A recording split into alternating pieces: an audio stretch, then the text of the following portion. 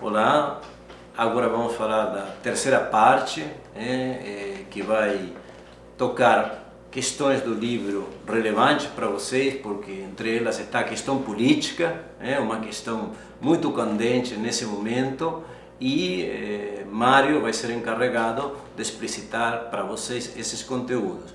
Vamos lá, Mário.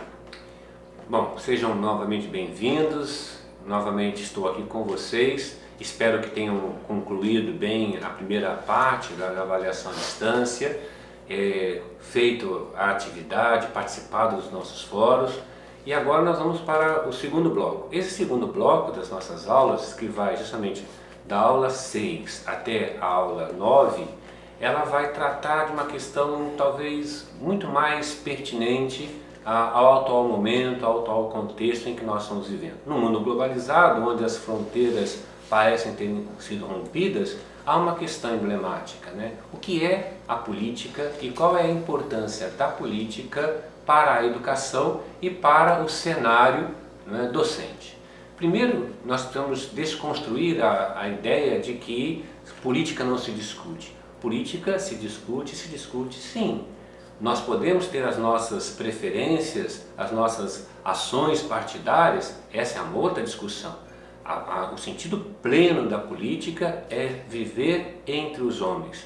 Na nossa relação, né, nós sempre fazemos política. A política está nesse contexto, nessa possibilidade argumentativa que temos de trabalhar a pluralidade, trabalhar as nossas diferenças. Nesse contexto, se a gente for olhar, né, fazer toda aquela revisão sobre o saber mitológico, sobre a figura do herói, o herói surge e entra dentro do Estado. Aí vem outra questão. Quem é esse Estado? Qual é o papel desse Estado? Primeiramente, nós temos que lembrar que o Estado, para ser organizado, para se constituir, ele precisa de três elementos, três pontos fundamentais.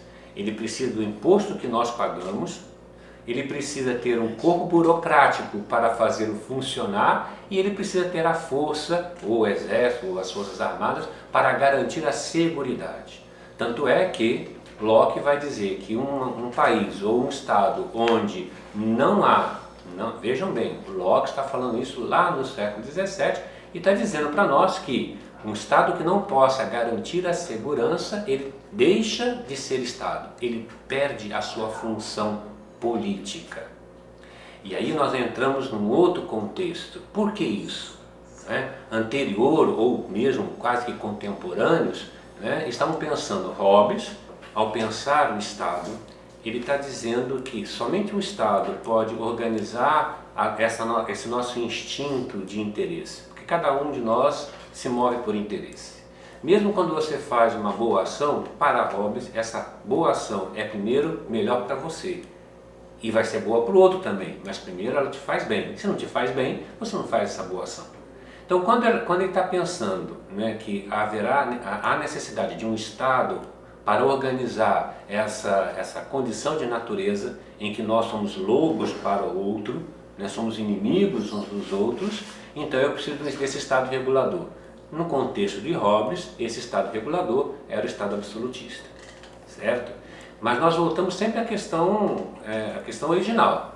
A questão original foi dada lá por Aristóteles quando disse que nós somos um animal político e social, irracional. A questão é que muitas vezes a gente fica sempre no Aristóteles como homem racional e esquecemos do animal. E o Hobbes está tentando lembrar o animal, o instinto, que somos nós, paixões, desejos e tudo mais. Que nas outras aulas vocês vão ter certamente condição de aprofundar mais, né?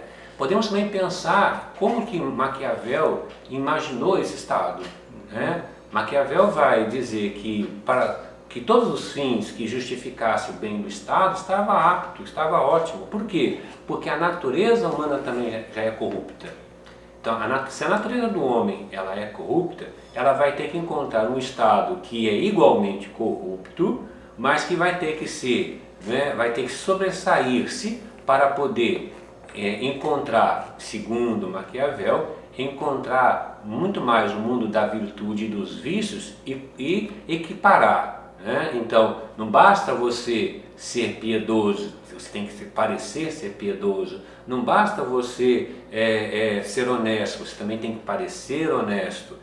Então, esse jogo do ser e do parecer, que está muito próximo de Maquiavel, vai ser depois recuperado pelos iluministas e o Estado vai ter uma outra configuração já no século XVIII com a Revolução Francesa, onde os ideais de igualdade, liberdade e fraternidade passam a ser marcas registradas de qualquer Estado democrático de direito.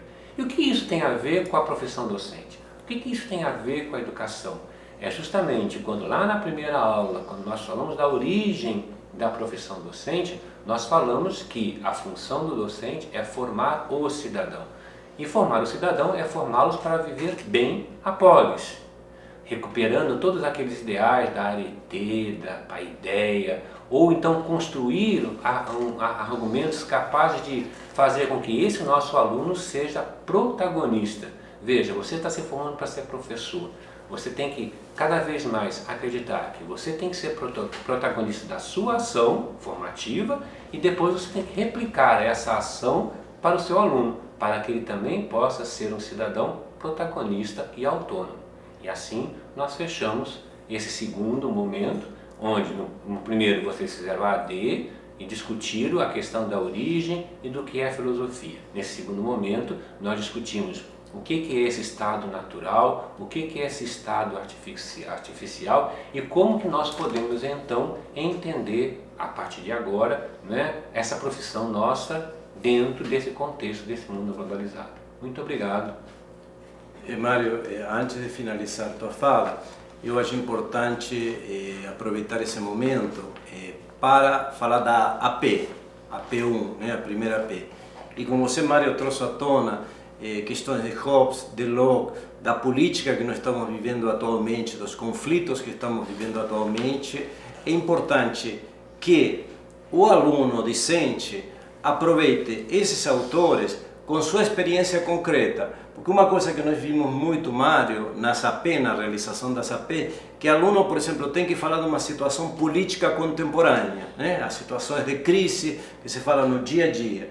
E esse aluno vai partir muito do senso comum, de que se fala na rua, que se fala na família, e o objetivo da universidade é dar ferramentas para pensar nessa experiência concreta. Mário, nós vimos casos onde o aluno, nós solicitamos que fale uma questão sobre Estado, sobre política, e fala a partir de um agismo. É importante que a experiência concreta seja colocada, porque o aluno tem uma trajetória, tem um viver, mas que pense com Hobbes, pense com Rousseau, pense com Platão, com Aristóteles, para que essa experiência concreta tenha uma base conceitual mais firme. Então, creio que essa é uma proposta importante. Até mesmo para a gente poder pensar que o saber científico, ele se dá a partir do estudo que eu tenho, não só da realidade, mas do legado do passado, da tradição. Qual é a experiência que eu tenho desses autores? O que eles trazem de concreto?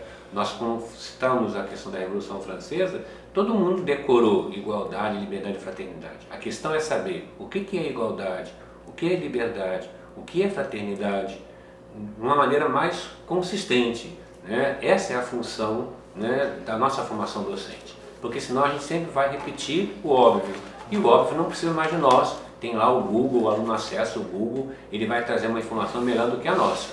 Por isso nós precisamos nos fundamentarmos para ter um agir docente com mais capacidade e competência.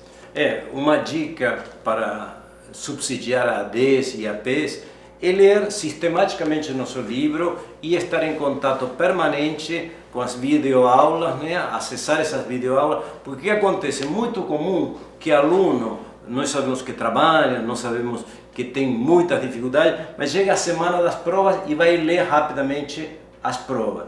É importante então articular o conhecimento empírico, vivencial, com os conteúdos teóricos.